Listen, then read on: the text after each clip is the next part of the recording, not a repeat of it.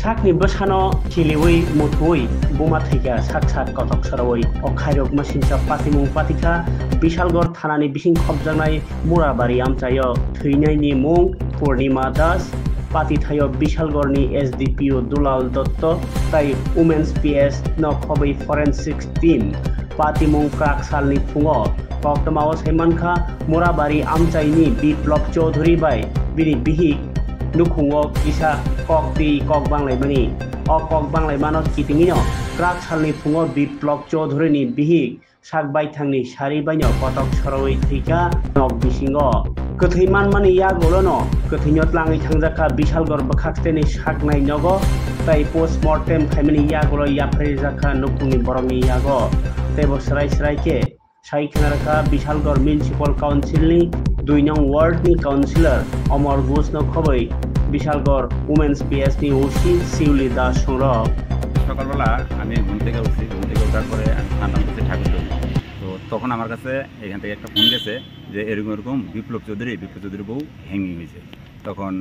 আমি কিছু ঠাকুর পূজা দিতে দিয়ে আইছি তো অতটুকুই আর কি আমি খবর পাই আমরা আইছি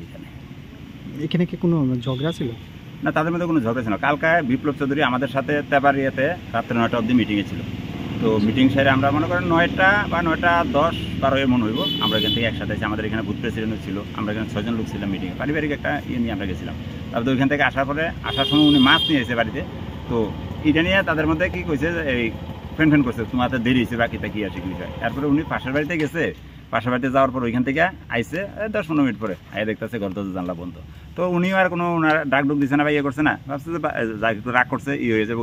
এই কি কয় খুলবই তো দরজা তো খুলবই তারপরে বাস খুলছে না উনি বিরক্ত করছে না তো সকাল অবধি জানি বারান্দাতেই আসলো কিন্তু সকালবেলা বাচ্চা ঘরে কান্দা শুন না এরপরে জানলা করছে জানলা খুললে দেখতেছে এই অবস্থা অতটুকুই মানে আমরা জানছি পুলিশ আইছে ফরেন্সিক টিম আইছে আমরা বিশাল থানা আইছে এই